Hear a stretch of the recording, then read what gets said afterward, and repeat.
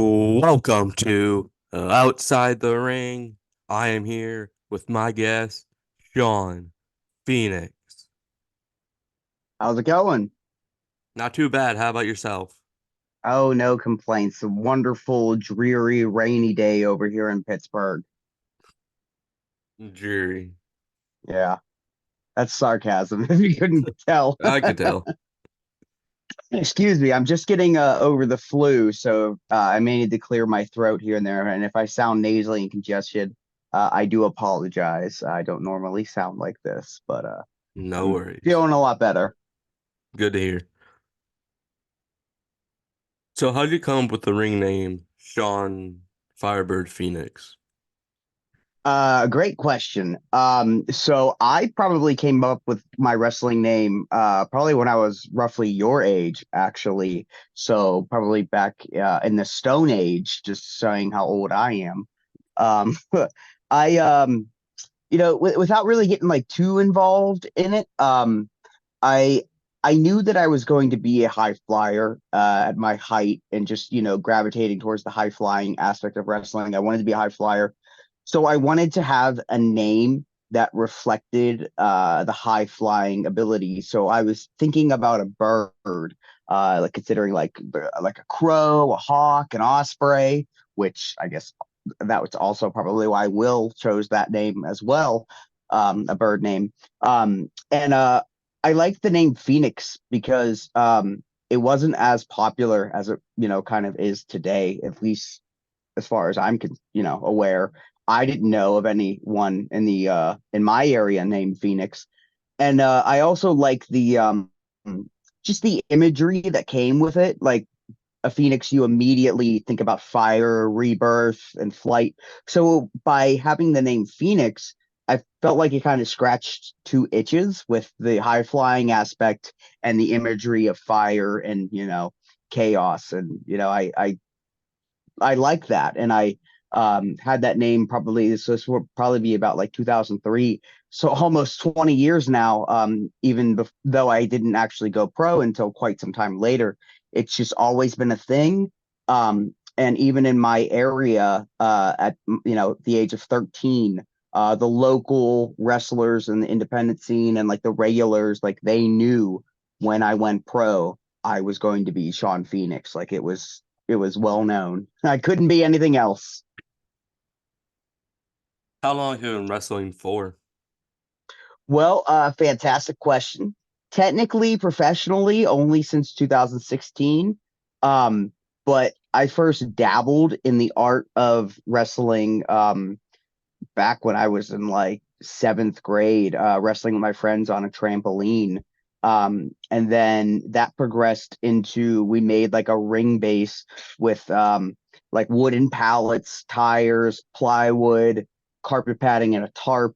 And then we did that for a while. And then I would end up like traveling across, state lines and, different cities at the age of 16, wrestling with people that I met on the internet that had some pro training, but like I wasn't taking pro bookings. So I was, kind of establishing myself as a backyard. I don't like saying backyard wrestling because of the stigma of like how dangerous it was. I like saying underground wrestling because a lot of the guys that I was, wrestling with, they had training.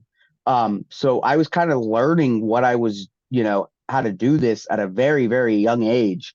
And so I was kind of like establishing myself within that scene, knowing that eventually I was going to get trained. But my whole aspect and the way that I approached it was, um, the underground wrestling, backyard wrestling was more practice to me. Like kind of getting familiar with motions and control of my body and, kind of trademark moves that I used on a trampoline that I still use to this day just because I'm so comfortable doing it.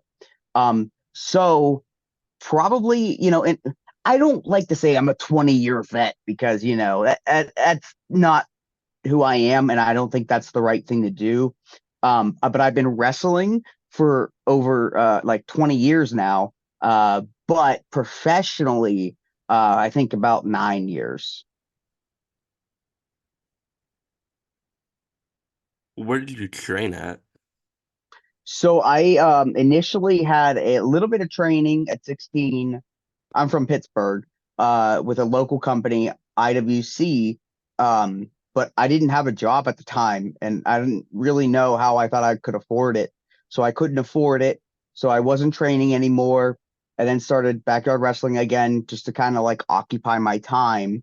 And then I ended up training at a different local independent company, which is now kind of known as Rise Wrestling. My trainer created a whole new company, but his under his school is like the Stronghold Wrestling Academy.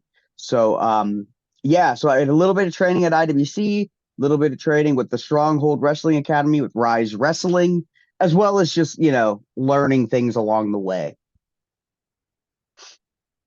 And real quick, you wouldn't know the name of my trainer, but one of the things that's pretty cool is my trainer, Brandon Kay, has trained people that you may know.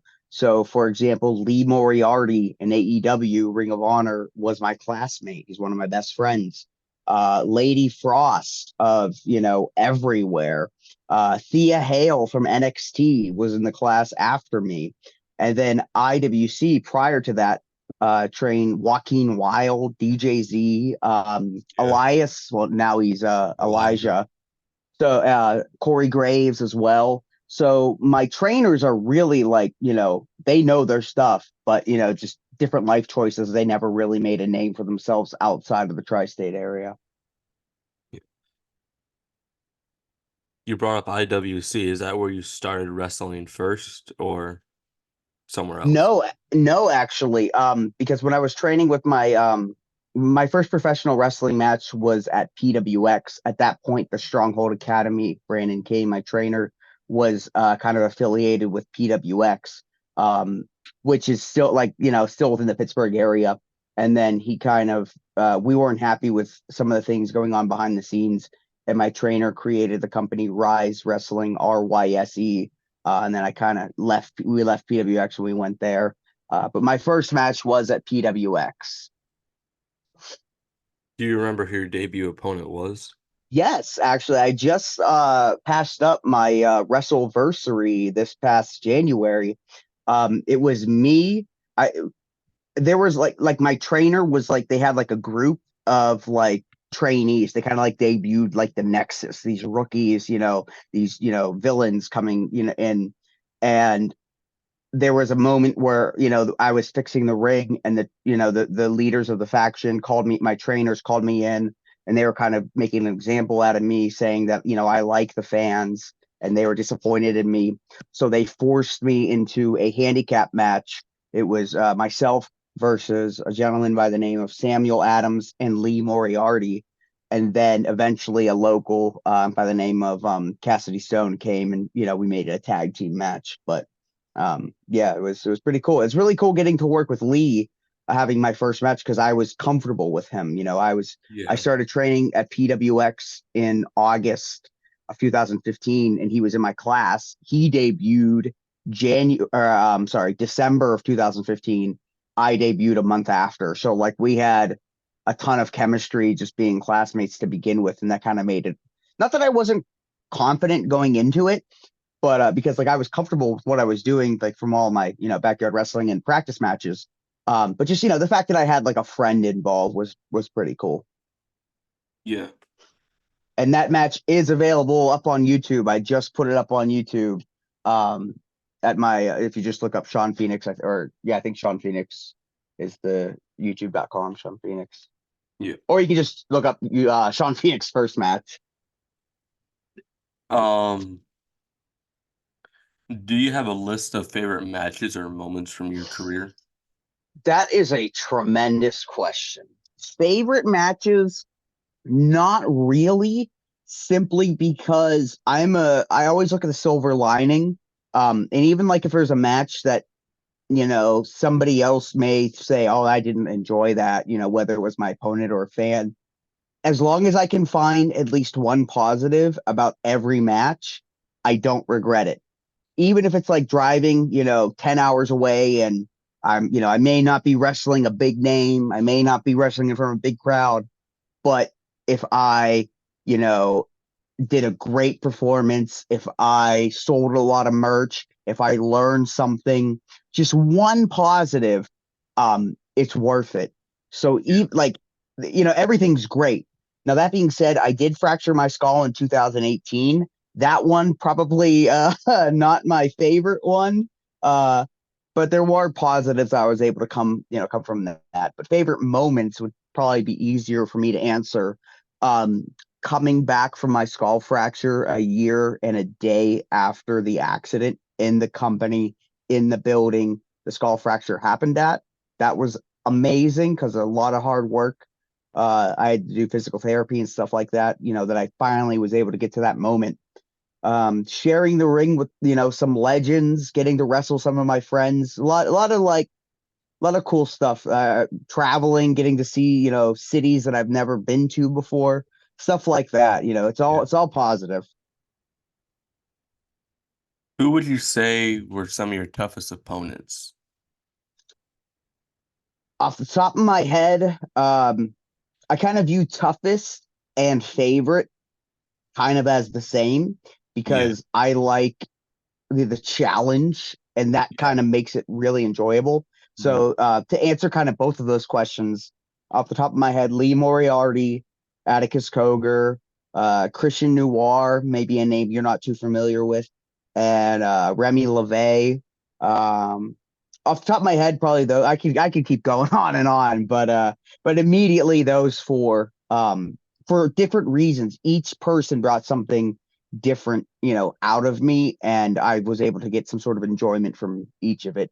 That being said, excluding those, kind of lower tier, some of my favorite moments and opponents that, make me really go, wow, my life is cool, would be like legends like the Barbarian, like Tracy Smothers. I just wrestled Nunzio this past December. So that's cool. So they stick out for me in a different reason. Yeah. Who is someone you'd like to face in the future? I am going to give you a generic answer and then follow up with a genuine answer. I want to wrestle everyone because I love what I do and I can find a positive out of any scenario. Somebody can challenge me and push me to a limit that I didn't know my body could go to. So we could have chemistry, that type of thing. Anything. If I can make art with somebody, let's go. Yeah. Uh, Immediately, a genuine answer would be a lot of my friends that I've known for a long time. Like somebody by the name of Alex Zane. I don't know if you're familiar with him, but he is like a brother to me. We've never wrestled in, I shouldn't say never. He was doing a persona in a mask, but it wasn't him. It was a whole different character. But as far as him being Alex Zane versus Shawn Phoenix, that's never happened off the top of my head, something like that. But yeah, like a lot of my friends, I really, as far as not my friends, like dream matches, Paul London, Raven, Gangrel, Vampiro, like a lot of people that I really respect and idolize would be someone that I would, people that I would like to grapple with. Um, I see for some of your matches you use like the Swanton Bomb as like your finisher. Did you come up with that in training, or how did you know you wanted to use it? So there's actually a lot of backstory behind that. I fractured my skull in 2018 by doing, at the time, my finishing maneuver was the 450 splash. I did a 450 off the top rope. There was a table on the outside, overshot the table, smacked my head off the floor, knocked myself out. The rest is history, right? Yeah. From that point on, I wanted to, I'll pull the curtain back a little bit here. I wanted to kind of play with people's emotions, and there would be times where I would climb the top rope and people would get uncomfortable with me being up there because the last time I was up there, I fractured my skull. And I would climb back down because I wasn't ready for it. My character wasn't ready for it. Or I'd climb up and I would get in my own head and my opponent would capitalize. Because I wanted that, like is this authentic? Is he really afraid of this? Can I blur the lines of reality here? Um, However, when I finally jumped off the top rope for the first time, I came back to wrestling 2019. So this would be 2022. So a couple of years later, I finally jumped off the top rope. I hit a swanton bomb and I actually won a championship. And the first time I jumped off the top rope, I hit a swanton and I won a match for a title. That to me is a big deal. That meant all that time of building up that moment of when is he going to jump. The high flyer that's afraid to fly is a crazy story arc, especially for that long. Yeah. So I figured, winning a championship, what better way to make that mean something? Um, so from that point on, I've started using, just use the Swanton. It's getting the job done. Maybe maybe we'll still build up to the 450. Who knows? I haven't done it since. I don't even know if I still can. Yeah. I I hope we don't get to a point where the Swanton fails me. Yeah. Because then I'm gonna have to really add another rotation. That being said, my most recent match I was wrestling big bad beautiful Bob Backus from Indiana. And I did hit my swanton on him, and he kicked out at one. First time somebody has kicked out of that move, and he kicked out at one. And that's terrifying to me. So I got Yeah. to go back to the drawing board as is. But to answer the second part of the question, no, it was just kind of like whenever I was a kid on the trampoline, I knew I would do flips. I taught myself how to flip onto a target. I was actually just talking about this yesterday. I took a orange like caution barrel that you would see on the side of the road. Like I found one of those and I laid it on my trampoline and I would use that as a target to flip onto. Like I put a ladder on the outside of my trampoline, jump off the ladder, either it was a swanton or a moonsault, and I would land on that and I could just pop it back into place. And that kind of taught me how to aim where my flip would go. Which is like I essentially taught myself. Um so I just kind of knew that like I was always comfortable doing the 450, so I would do the 450 until I can't, but I Yeah. would do the 450 and swanton whenever I was an underground wrestler as well. So If you can, or if any competitor, manager, etc. in the business can blur the lines between fiction and reality and can tell a story, you can really get something going. right, and I feel like like, don't get me wrong. I love wrestling a match and hearing this is awesome. I love Yeah. hearing both these guys, right? I love taking a fan's emotions and completely blowing their expectations away where they can't even comprehend what they're watching, right? Yeah. But it means more to me as a performer when it is good guy versus bad guy and the people are cheering me on because they want me to get up and fight. That means more to me.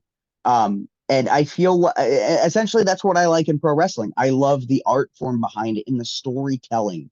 Now that being said, I feel like if you wrestle only to get, 5-star matches, you may be shortchanging yourself and not get that storyline and that story within a match. But Right. if you wrestle to tell that story or tell a storyline or anything like that, that character driven moment, it's still possible to get a this is awesome chant. And I think that's the smarter route to go. And I feel like a lot of people don't necessarily have um, character arcs within themselves because it's independent wrestling. But for example, I fractured my skull in 2018 in Pittsburgh. I would climb to the top rope in Seattle and I would still freak out. And those fans, they may not know why I'm freaking out. But then if you look into it, be like, why did he do that? And then you look into my history, then that moment makes sense. So Yeah. the story within myself transcends that entire, that one company. And there might be, veterans of the business much smarter than me that said that they may say that's stupid and that's dumb. I respect that.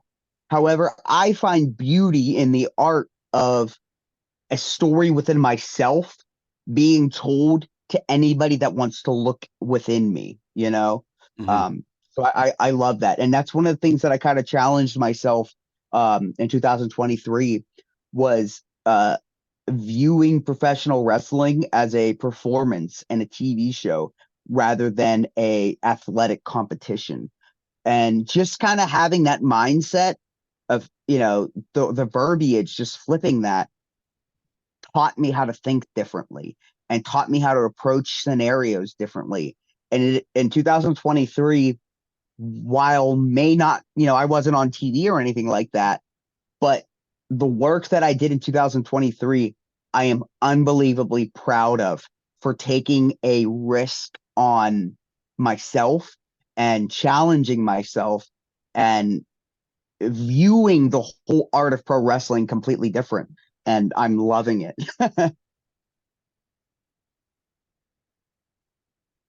Is there anyone you studied or currently study?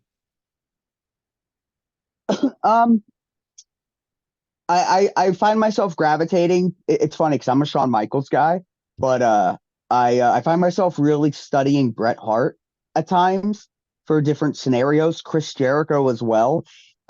It really depends on the scenario. CM Punk is probably the most that I gravitate towards generically type of thing, where if there's a scenario presented to me then it determines, okay, I'm probably going to watch Bret Hart for this scenario, for this upcoming match. How would Bret do this? Or how would Chris Jericho do this? Or how would Shawn Michaels do this?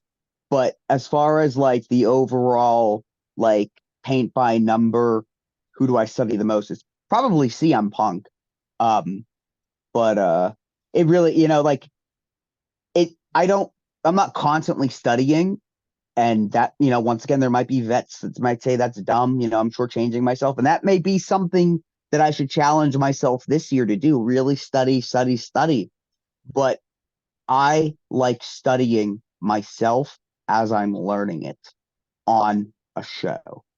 You know what I'm saying? Yeah, Like, I don't want to be a carbon copy of someone, of, like, so I'll watch CM Punk, but I don't do any of his moves. If that, you know what I mean? Like, yeah, I study, and especially with Brett, like I study little things, and I also find myself studying AJ Styles. Um, and AJ is probably one of my favorite wrestlers.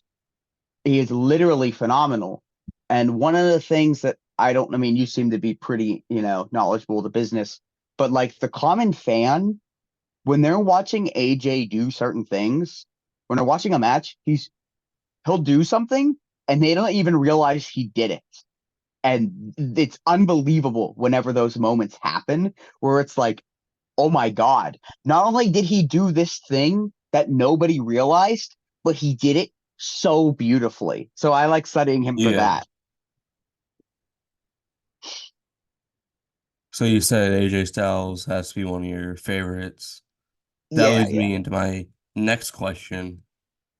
Who are some of your favorites to watch, like currently and growing up? Growing up, I was just a sponge. I would watch everything and everything. Um, as far as favorites, it's really hard to say I have a favorite. I mean, AJ Styles is probably like the top tier. My buddy Lee Moriarty, always a blast watching him. Um, he's not currently wrestling, but at one point I said Ophidian was probably one of my favorite wrestlers to watch. But as far as like a fan standpoint, um, as a kid, I really like The Rock. I really like Kurt Angle, Raven, the Hardy Boys, and then outside of WWF, Hayabusa from FMW is a huge inspiration on me. CM Punk when he was on the Indies. I don't know if I mentioned Raven. Yeah, And those names still kind of, I have a soft spot for them as well. But it's also kind of weird because like being in the business, I respect everyone for what they do, and there's some, as everyone should, both yeah, right, right, fans and fellow wrestlers, referees, etc. right. Yeah, and it's kind of weird, like I kind of overthink things, which is probably, a blessing and a burden. Um, like for example, like somebody will like there'll be a scenario and I'll like sit and like really like think about it and really like, just going throughout the day and really like, conceptualize something. And just the aspect of like having a favorite wrestler as a wrestler, to me, it's kind of like silly because it you wouldn't go to like a mailman and say, "Who's your favorite mailman?" Like those are his Yeah. coworkers. Like you don't have favorite coworkers. You're all doing the Yeah. same thing. You have friends at what you're doing that you may like working with. So I Yeah. kind of approach it like that, like which I think may also be a positive thing because I find some people posting on the internet, wrestlers, my peers, kind of foaming at the mouth for some wrestlers on TV. And to me, the perception is you are that person is kind of saying that they view that wrestler as better than them, where we should be equal, right? Like one of the quotes that we have at at Rise and at the Stronghold training center is work until your idols become rivals. And that's honestly a great way to think about it. Like it's good to be inspired by them, but once you're doing it, there should be a competition and Yeah. you should be equal. Let's see. Funny you brought up the Hardy Boys, because Hardy Boys are one of my favorite tag teams of all time. Seeing like their high flying, like what they do in the ring. Right. In the first Yeah, match, oh, you I'm can go. sorry. Before I lose my train of thought, it's funny because like a lot of people like I'm inspired by Jeff Hardy and Matt Hardy, but like not as much as people think. I just happen to also dye my hair. Like that's just who I am. I'm Yeah. not trying to be Jeff Hardy 2.0, right? So Right. when people say, you remind me of Jeff Hardy, like to me, that's like an insult because it's like, because you view me as, like a lesser product, You should look Yeah. at Jeff Hardy and think that reminds me of Shawn Phoenix, Like that's what I'm saying when I overthink things like that. Because the more I'm compared to somebody, the more I have expectations to live up to, and the more I look like a carbon copy. I don't want to be the next Jeff Hardy. I don't want to be the next CM Punk. I want to be the first Shawn Phoenix, and I want to inspire other people. Definitely. And funny we're talking about Jeff Hardy because the first ever match I watched was on YouTube. Came with my recommended. It was Jeff Hardy versus Undertaker, Okay, Raw I remember 2002 watching that live. Yeah, ladder match. yeah. And that did it for you. Did you not watch wrestling at all before that? You said that was your first one. It was just on Like YouTube. first professional. Yeah, But that's before pretty cool. I would go down because there's like indie shows that like 20 minutes from me, 20 minutes away from me, I would go down and watch like the indie shows down there. Yeah, that's pretty cool that you experienced an independent company before a major promotion. That's pretty rare. Yeah.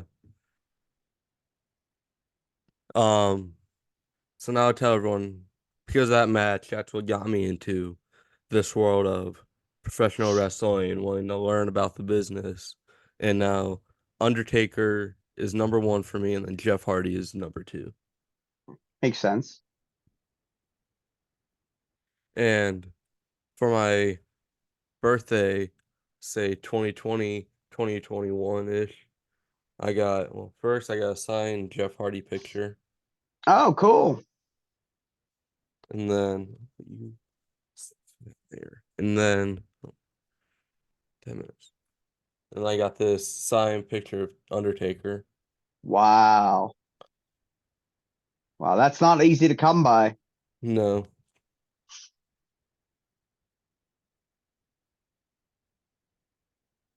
Um,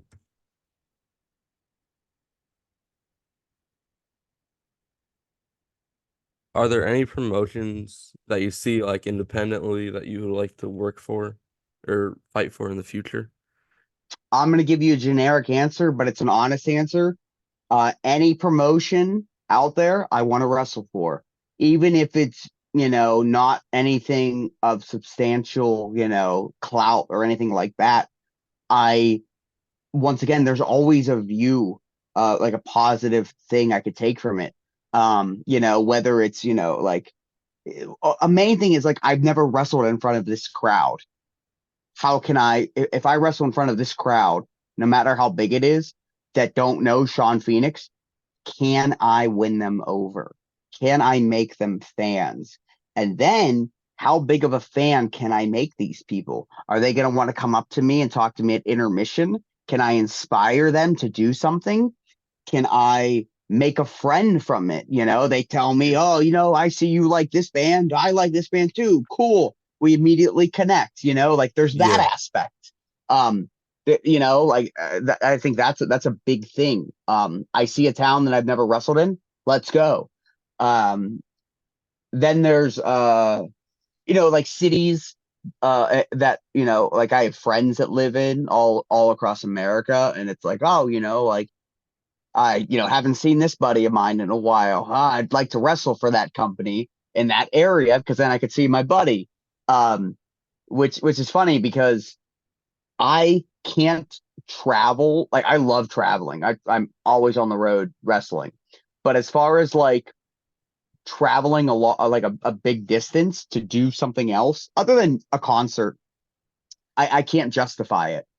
Like I went on vacation in Florida this past June because I wanted to go to Hollywood Studios, Disney World, and while I was there, I wrestled twice. Like it's kind of a way to like I'm in a new area, let's wrestle. Or Yeah. I really want to go to this city to see this thing. I will wrestle on this day, and then the next day I'll go see that thing. So that's a big factor in it too. It's just like wanting to get more experiences in life.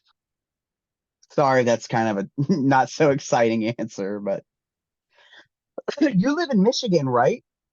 No, I live in Ohio. Oh, I thought you lived in Michigan. I'm sorry. But like for example, the reason why I asked that is because I've never wrestled in Michigan. And I have friends in Michigan. So it's like, oh, I really want to wrestle there. Yeah, Just I something as simple as know. that. I'm good friends with some promoters in Michigan. Okay, Yeah. okay. So I'll go up there when they have shows if I can make it, Right, right. and I'll be able to talk to them, watch the show and stuff. Pretty sweet. Um, that's all I have for you. Thank you for your time.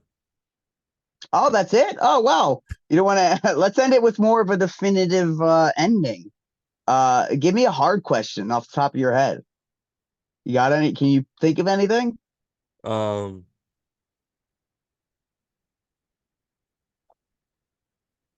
I'm putting you on the spot now. I'm sorry. no, you're fine. Um, Do you want to be a wrestler as well? um, due to health reasons and stuff, I cannot, but I'm looking to train to become either a referee or a manager That's what I next was gonna year. say. That's one of the nice things about pro wrestling is like even if you can't be an active wrestler, there's so many things you can do to still be involved that like Yeah, whenever I fractured my skull, I did commentary work. I did backstage work. I was a manager in one company. And that's a very fulfilling thing. And I highly encourage you. And I'm happy to hear that you have finding ways to overcome those obstacles, to still be involved. I can tell you're very passionate about this. And I 100%, encourage and support you to follow that passion.